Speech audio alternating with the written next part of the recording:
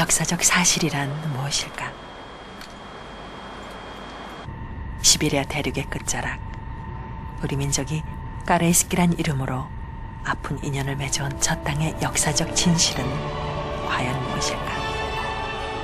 무엇하러 떠나와서 동토에 얼어붙어 발을 못 대나 아리랑 아리랑 아라리요.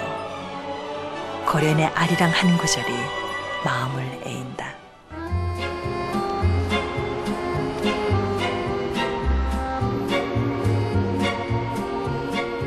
러시아의 유일한 부동항 연해주 블라디보스톡.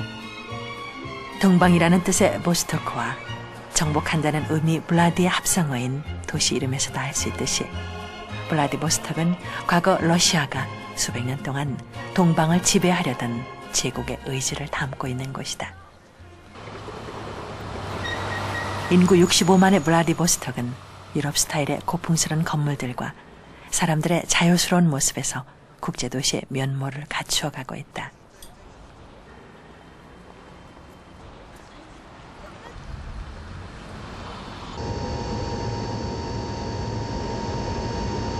이제 러시아가 새로운 세계를 받아들이는 관문이 된 블라디보스톡 공항. 젊은 고려인과 러시아인들로 구성된 흥겨운 사물놀이가 우리를 반기고 호기심 가득한 눈으로 이방인을 맞는다.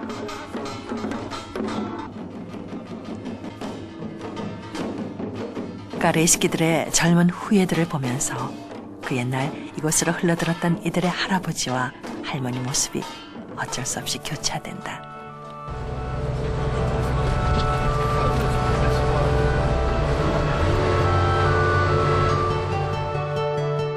우리의 목적지는 미하일로프카군. 블라디보스톡시에서 서북쪽으로 130km 떨어진 그곳에는 지금 우리의 도착을 기다리는 고려인들이 있다. 이제 곧 고려인 우정마을 입주식을 가질 것이다. 이제 고려인들이 사람 행세를 하면서 살 수 있게 되는 집.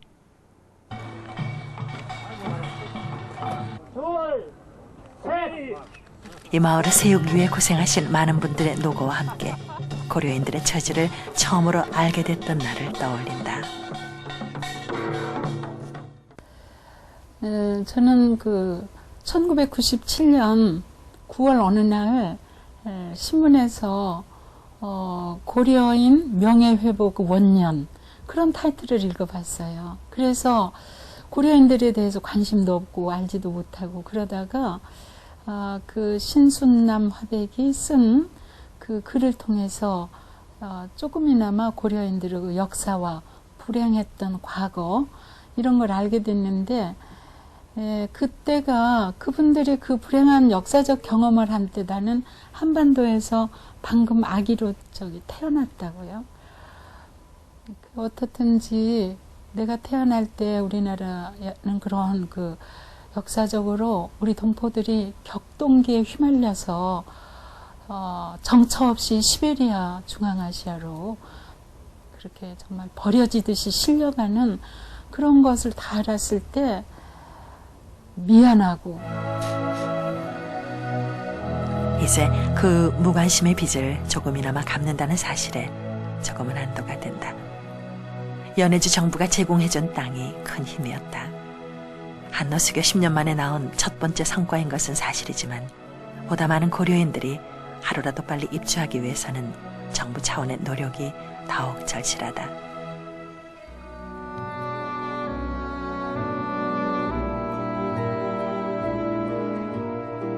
조선시대 말 흉년과 기근을 견디다 못한 빈농들이 두만강을 건너 물설고 길설은 이 땅에 유민으로 흘러들었다.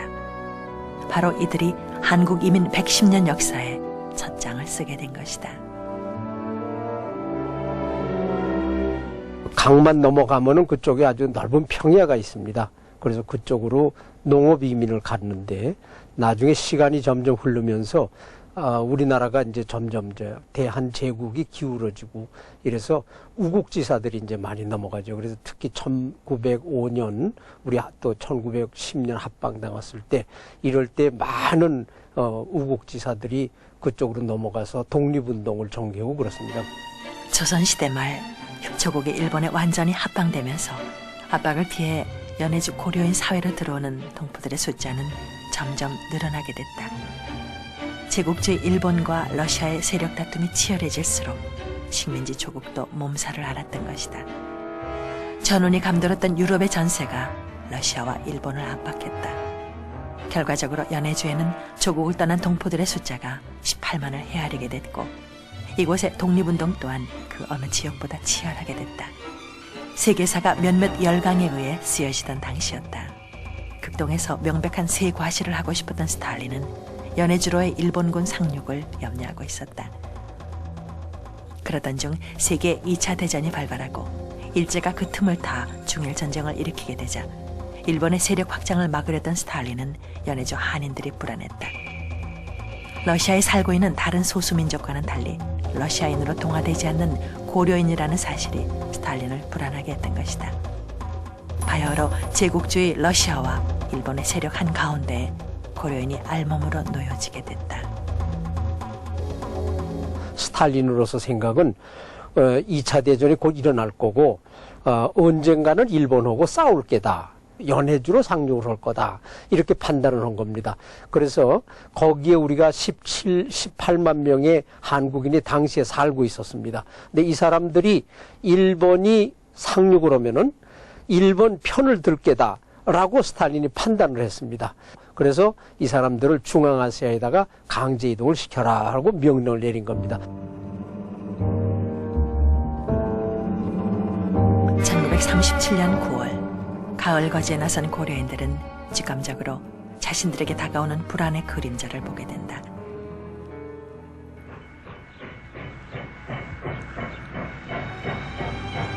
죄 없는 고려인 지식인들을 첩자라는 누명으로 처형시키는 총성이 울렸다. 그 이후 18만 고려인은 사방이 폐쇄된 가축 운반용 기차에 태워졌다.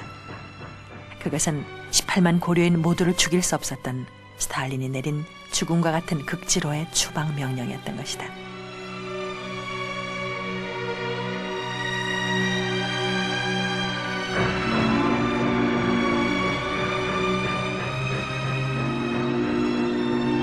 기차는 얼어붙은 시베리아를 40여일 달려 중앙아시아에 도착했다.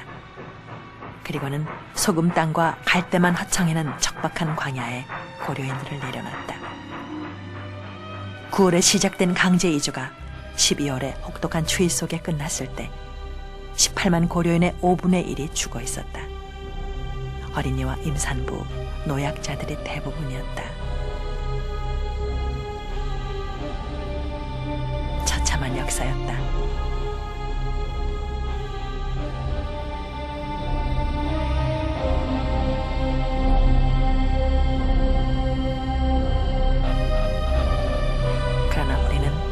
유태인 학살의 아우슈비츠만 기억할 뿐 1937년 겨울에 있었던 우리 역사의 가장 쓰라린 경험, 강제 이주를 기억하지는 않는다.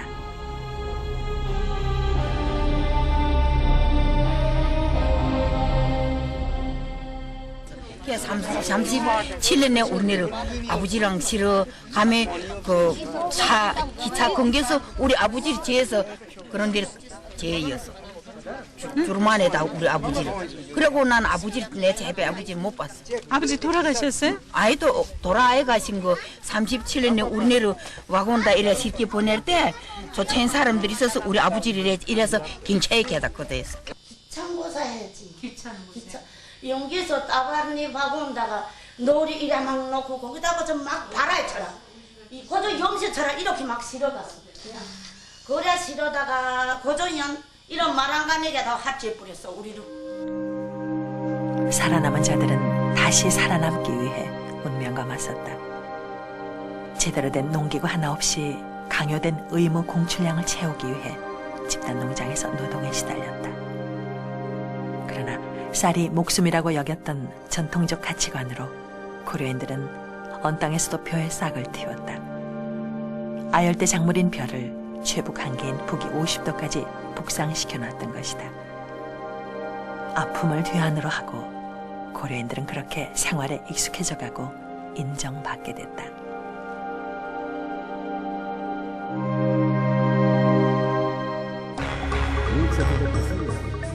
1985년 개혁과 개방을 내세운 소련의 새로운 지도자 고르바초프의 등장은 고려인들에게 또 한 번의 시련을 예고하고 있었다. 소비에트 연방이 해체되면서 각 독립국가들은 극심한 물가 상승과 식량난을 겪게 됐다.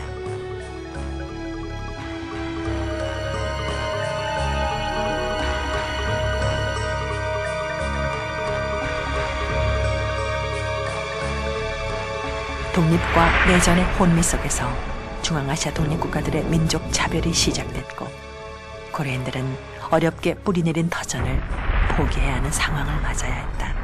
구소련 붕괴 이후에 중앙아시아 각국들이 독립을 했습니다. 독립 이후에 자기 민족을 중심으로 한 민족국가 재건 과정에 나섰거든요. 그 바람에 이제 국가 공용어 정책이 우선 현지어 정책으로 바뀝니다.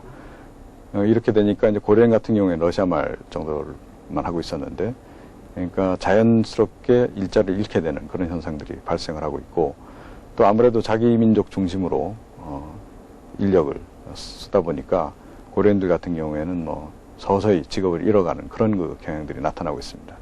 거기다 전체적인 뭐 경제 사정의 악화 이런 것들로 말미암아서 뭐 월급이 잘 안 나온다든지 국가기관에서도 그런 일이 이제 계속 되니까 일자리를 떠나서 이제 장사나 아니면 농사로 전환해 나가는 그런 그 현상들이 생기고 있습니다. 1937년 스탈린의 강제 이주가 정치 논리였다면 이번에는 경제 논리에 밀려 고려인들은 또다시 어디론가 떠나야 했다. 피와 땀으로 이룩한 터전, 생목숨 잃은 부모 형제의 한을 대신해서 일군 땅, 그 모두를 내놓고 다시 살 곳을 찾아야 했던 것이다. 혼란 속에서 고려인들은 약탈의 대상이 되기도 했다. 그전에는 노샤말을 써 해서 저 사람들 그 백개들 딸식이들이야. 어디 싹다 저 말을 싹싹 붙였어. 아 우리 그걸 우리 버리고도 잘 모르는 게 그 가들 막 그걸 헤매다가 싹 다 저 이름 싹 붙였어. 전에는 노샤를 싹 붙였는데 이렇게 미보다야 이렇게 행세한단 말이야. 그래 우리는 어찌겠어. 제 딸에도 이거 가사비 조선 그토록 이 노샤 따로 나와지. 농사를 신구면 그거 싹 도둑질해서. 거기 사람들. 뭐 그러고 밤에 지키면 와서 땅에 못 와서 두드려 놓지. 그럼 도둑질했어. 다시 또 다시 고려인들은 기차를 탔다. 고향 아닌 고향 연해주, 그것을 고향이라 믿으면서 비록 가축 운반용 기차가 아니고 사방이 밀폐된 공간은 아니었어도 빈손으로 내몰리기는 떠나올 때나 마찬가지였다.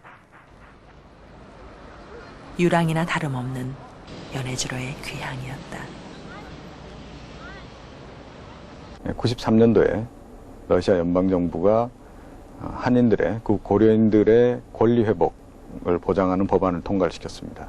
그 법안의 내용을 보면 고려인들의 경우에 중앙아시아로부터 러시아로 재이주하길 원하면 러시아 국적을 부여를 하고 연해주로 정착하길 원하는 사람들에 대해서는 정착 지원을 해주도록 그렇게 되어 있습니다. 그러나 이제 러시아 연방정부도 재정 상태가 워낙 안 좋다 보니까 후속 조치를 취하지는 못했습니다.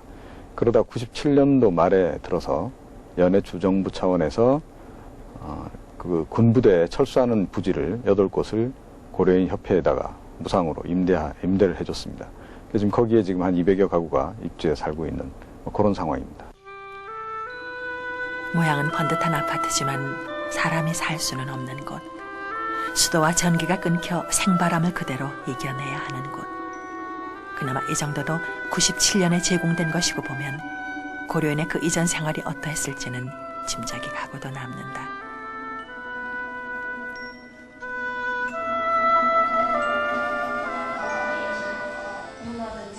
그러나 살아야겠다는 의지만 있으면 어쨌건 뿌리를 내리고야 마는 고려인 특유의 근성은 환경에 적응하게 만들었고 아이들의 교육에도 게을리하질 않았다. 비읍, 시옷, 이음, 지읒. 살아남을 방법으로 고려인들은 교육을 택했던 것이다.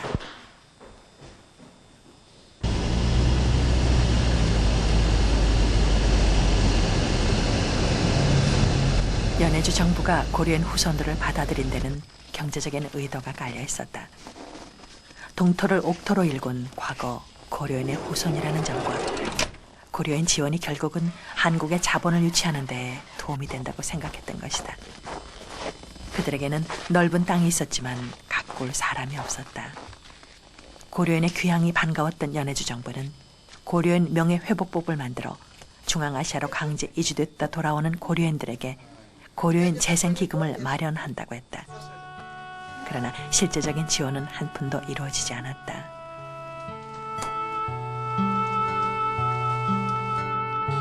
연해주로의 귀향 후 고려인들 사이에서도 빈부의 차이가 생기기 시작했다. 애초에 기반이 있던 동포들은 제갈 길을 찾았지만 그렇지 못한 고려인들은 막일로 하루하루를 연명하고 있기 때문에 제대로 된 주거 공간을 마련한다는 것은 생각할 수조차 없었다. 아무 가재도구도 없다고요. 고려인들이. 참 비참하게 살지요. 물이 안 나와서 먼 데서 물을 이렇게 길러오는데 거긴 우리보다 추운 나라 아닙니까? 그럴 때 눈이라도 많이 오고 얼음이라도 많이 얼어있으면 그 물 한 바켓이라도 들고 오다가 넘어지면 어떡하나? 응? 그러다 다치면 어떡하나? 우리는 다 금방 아무 데서고 물을 뽑아서 쓰는데 어떻게 이렇게 먹고 살아서 어떡하나? 또 화장실이 집집마다 없다고요. 그래서 공동 화장실이 얼마나 먼지 몰라요. 추울 때 노인들은 이 화장실을 어떻게 가나? 애들은 여기까지 어떻게 오나? 그런 걸 생각하면 그 환경의 열악함은 말할 것도 없지. 조선시대 끝자락에 떠나 현재까지도 비참한 생활을 면치 못하는 그들을 위해 처음에 할 수 있는 일은 기도뿐이었다. 우리나라가 그 압축 성장하고 고속 성장한 여건에서 이제는 관심 있는 따뜻한 가슴을 가진 분들의 온정을 얻으면 어딘가에 절실한 도움이 필요한 곳에 내가 그런 역할을 할 수도 있고 그러니까 이제 고려인들을 향해서 그런 역할을 하려고 마음을 단단히 먹었죠. 우리가 이처럼 새해를 맞는다. 새 세계를 맞는다. 새 세기를 고려인들에게 맞는다. 기도보다 중요한 것은 실제적인 도움이었다. 전환점에서 모르면 모를까, 알고 나서야 모른 척 할 수가 없었던 것이다. 소련의 스탈린의 소수민족 정책으로 우리 가장 먼저 도움을 청한 연해주에 곳은 살고 있던 내 우리 가까운 곳에 있는 동포들이 이들이었다. 중앙아시아로 그리고 멀리 가능한 한 많은 사람들에게 고려인들의 고려인의 아픈 한없는 현실을 알리기 일환의 시작했다. 삶인데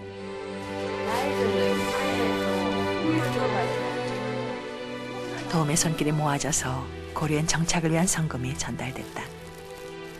기초적인 생활 필수품조차 부족했던 동포들에게 그 성금들이 도움이 된 것은 사실이지만 또한 그것은 언제나 부족했다.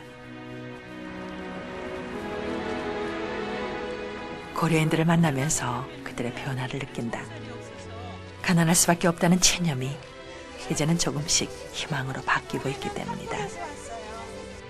그들을 직접 만나지 않았기 때문에 그들의 비참한 생활을 제대로 이해하지 못하는 사람들도 간혹 있다. 사람 사는 곳이 다 그렇지 않겠느냐. 지원만 하면 자립도가 떨어진다는 말을 들을 때면 가슴이 시려온다. 사실 아주 틀린 말은 아니다. 그러나 그럴수록 그들의 처지를 사람들에게 제대로 이해시키고 이들에 대한 관심이 몇 번으로 끝나지 않기를 우리는 스스로 다잡는다. 감히 손대지 못하고 있던 주택 문제는 대한주택사업자협회가 나서게 됐다. 생필품 지원에서 고려인의 가장 큰 고민거리였던 주택 문제로 지원이 확대된 것이다. 민간단체인 대한주택사업자협회는 먼저 510개 동의 군용막사를 보수했다. 이제서야 체계적이고 실질적인 도움을 줄 수가 있게 된 것이다. 깨끗하게 정리되고 푸른 화초가 생기를 불어넣는 아늑한 집. 고려인이 원하는 것은 결코 큰 것이 아닌 이런 작은 평화를 줄 수 있는 공간인 것이다.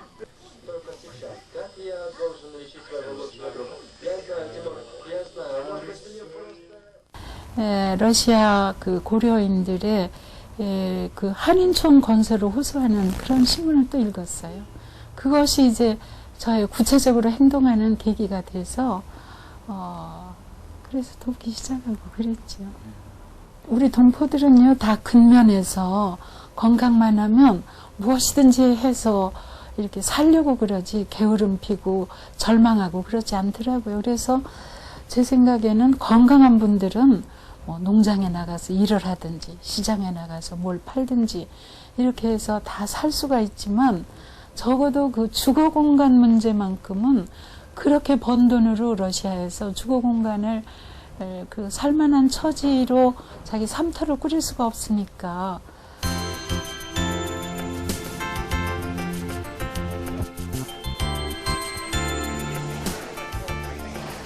그래서 시작한 것이 고려인 우정마을의 건설이었다.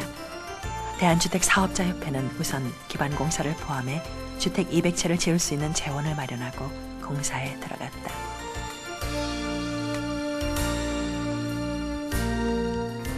우리가 집을 짓는 그 땅이 64만 평입니다. 그래서 러시아 정부로부터 그걸 취득을 해서 사업 승인을 받았고, 집만 지면은 그 사람들이 그 살 수 있는 일터가 부족하기 때문에 그 주위에 3,000헥타 900만 평의 농토도 확보를 했습니다. 뿐만 아니라 저희들이 집을 지면서 내년도부터는 새마을센터도 짓고 그리고 학교도 지을 계획입니다. 그리고 바로 그 옆에 있는 그 단지 내에다가 이렇게 경공업 제품을 만들 수 있는 공장도 짓도록 그렇게 사용 승인을 받고 허가를 받았습니다. 그리고 오늘 우리는 1차 완공된 주택 20채의 입주식을 가지고 있는 것이다. 더욱 새로운 사업을 시작한다는 정표로 받아들이면 되겠습니다. 물도 없고, 그래 불도 없고, 이런 집에 불도 아예 때 칩지. 그런 데서 돈 사면 났단 말이야 모두. 불도 아예 때인데. 그래서 이런 데 와서 그래 어떤 사람은 어떻게 우리 인기서 좀 사게 해달라고 우리는 그 부탁하고. 고래 노예들은 고래 사람들 다 저태서 이래 있으면 같이 민족이나 기름이나 새고 같이 새고 재밌게 그렇게 사자 일을 하면 아이들이나 커가는 그렇게 재밌게 사자고 나는 연기를 오자고 자꾸 이래 왔다 간단 말이야.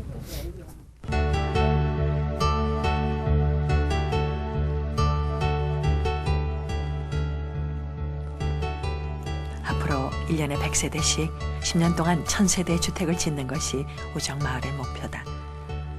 고려인뿐만 아니라 현지인들조차 부러워할 정도로 현대식 시설로 잘 꾸며진 내부 공사는 많은 사람들의 구경거리가 됐다. 이번에 가봤지만 그 400평에 그렇게 아담한 집이 한 채씩 태어나고 이런 거는 아마 정말 그 어디 극락이나 천국을 가면 그런 일이 일어나나 그런 일이 지금 일어나고 있다고요. 그리고 또 그 화폐 가치 때문에 1만 불이면 한 채가 이렇게 집이 되는데 그 돈이 많지만 서로 관심 있는 분들이 힘을 모으면 그분들에게 가장 절실한 그 삶의 보금자리를 이렇게 좀 마련해 줄 수 있을 것 같고, 또 그렇게 하면 그것이 영구의 그 우리나라 동포, 고려인 동포들끼리 대대손손이 살 것이니까 뭐 쌀을 좀 도와주고 옷을 좀 도와주는 것보다 의식주 중에 주거 공간에 좀 우리들이 정성을 쏟고 관심을 가지면 큰 그 해결을 내주는 일이라고 그렇게 생각합니다. 고려인 우정마을은 이제 시작인 셈이다. 학교를 비롯한 시설을 갖추게 되면 고려인의 연해주 제2지와 정착에 큰 도움이 될 것이라고 믿는다.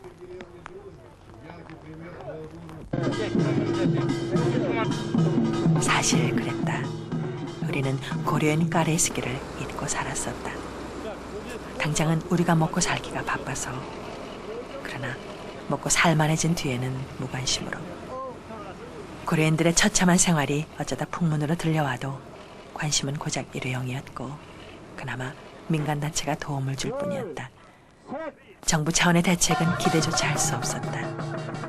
이제 이 고려인 우정마을이 한국인들의 동포애를 세계에 알릴 수 있는 출발점이기를 기원한다.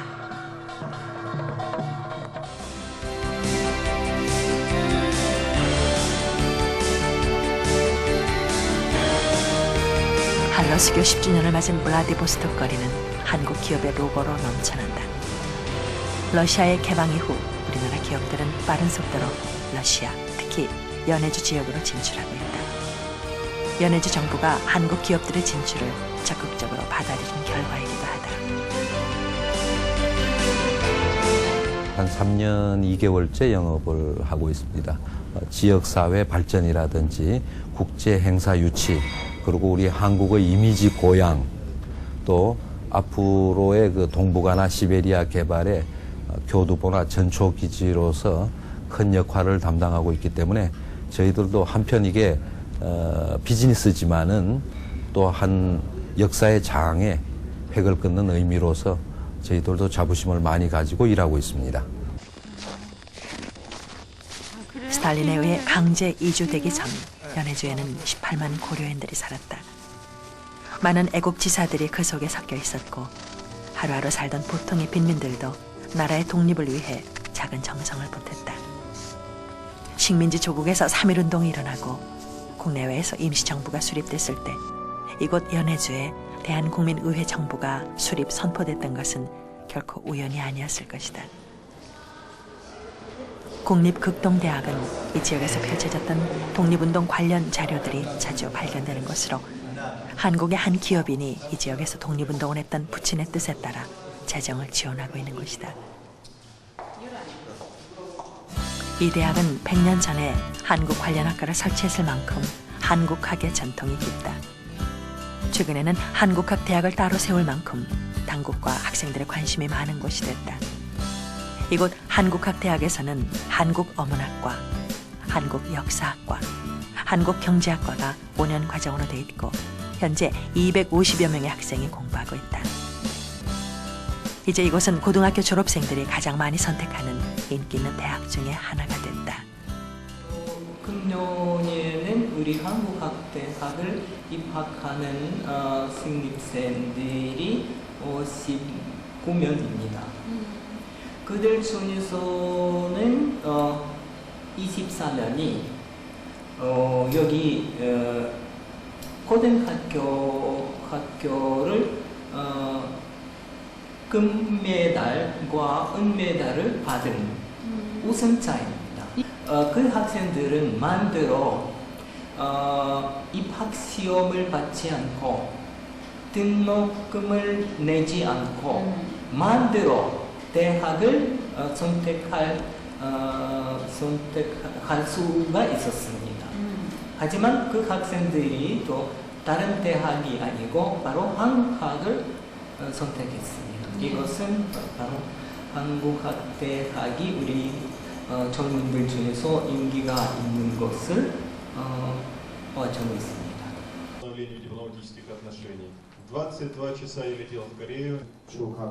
지난 1998년 이후 대한주택사업자협회와 원불교에서는 이 대학의 고려인 학생뿐 아니라 한국학을 전공하는 러시아 학생에게도 장학금을 지급하고 있다. 이곳 고려인과 러시아 사회가 좀 더 융화될 수 있는 기회가 될 것이라고 믿기 때문이다. 러시아 젊은이들이 가장 가고 싶어하는 나라 중에 하나로 한국을 꼽고 있는 만큼 이 정도의 투자는 충분히 가치가 있는 것이다.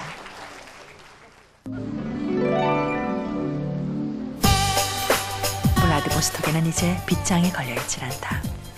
태평양 함대 사령부가 있었던 까닭으로 얼마 전까지만 해도 외국인의 출입을 허락하지 않았던 견고한 문은 이제 필요에 따라 활짝 열려져 있다.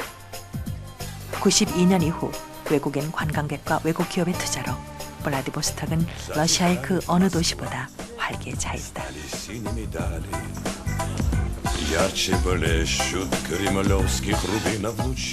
자국의 생산품보다는 각국의 명품들로 채워져 있는 상점들의 모습에서 러시아가 이제 더 이상 크렘린궁의 인상으로만 남아있지 않음을 보여주는 것이다.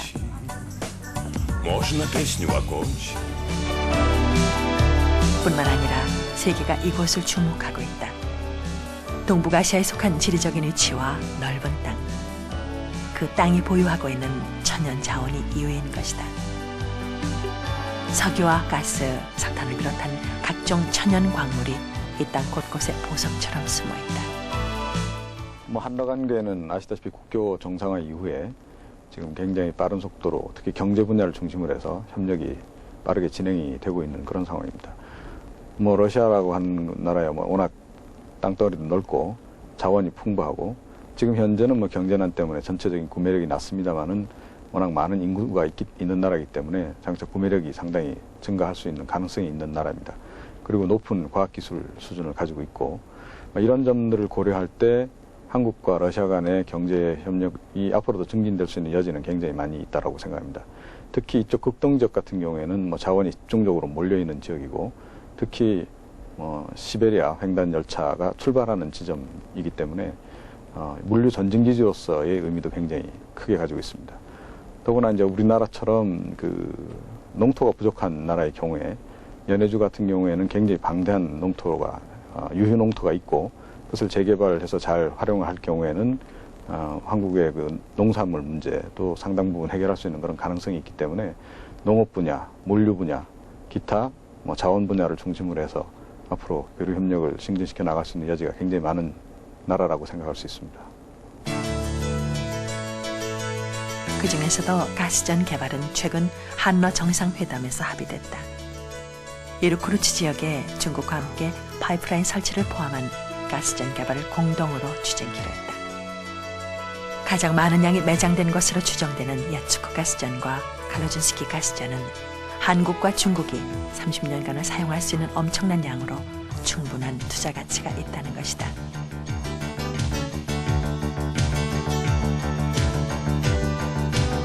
그리고 또 하나의 관심은 시베리아 횡단열차. 세계에서 가장 긴 철도로 25년간의 공사 끝에 완공돼 블라디보스톡과 모스크바를 9,300km로 잇는다. 만약 경의선과 경원선이 복원돼 남북의 철도가 시베리아 횡단열차와 연결된다면 한국은 거액의 물류 비용을 절약할 수 있게 된다. 시베리아 횡단열차가 이제 우리 한국 경제는 물론 한반도와도 무관하지 않게 된다는 뜻이다.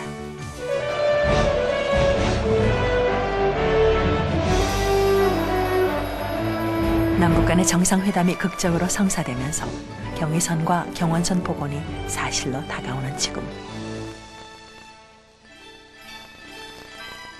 시베리아 횡단열차는 서서히 한반도를 향해 기적을 울리고 있다. 또한 경의선의 출발은 결의 염원인 통일로 가는 신호탄이 될 수도 있는 것이다.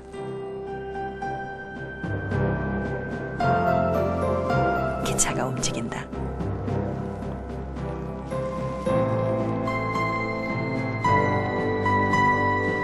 연해주 동포에게 있어 기차는 중앙아시아 허허벌판으로 몰아가는 하나의 긴 줄이었고 중앙아시아에서 다시 연해주로 떠밀려오게 만든 고통의 줄이었다. 그러나 이제 기차라는 문명의 이기가 고려인 까레스키로 살아가는 연해주 동포들에게 희망의 줄이 되기를 기원한다. 그 희망의 줄이 바로 경의선 열차인 것이다. 고려인들이 희망을 잃지 않는 지혜로 살아갈 수 있게 만드는 생명의 동아줄이 되어야 하는 것이다.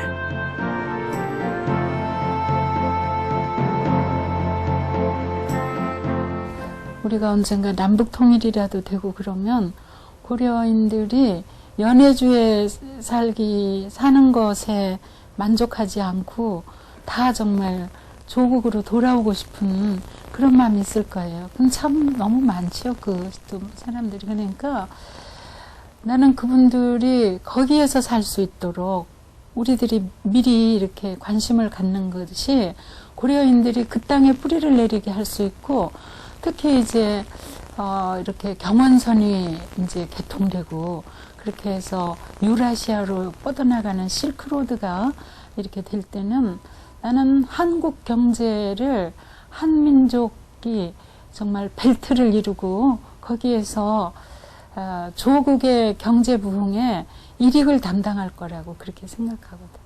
그리고 분단된 조국에서도 나는 그분들이 통일에도 다 한몫을 할 수 있는 그런 여건이 있고 그쪽으로 더 그동안에 늘 내왕하고 살았으니까 나는 그분들이 우리나라의 그 역사와 장래에 담당할 수 있는 역할이 많고 역사적인 의미로도 그분들이 그러한 일을 할 수 있도록 우리가 또 그분들의 여건을 활용한다고 말을 해도 되는지 모르지만 그랬으면 좋겠어요.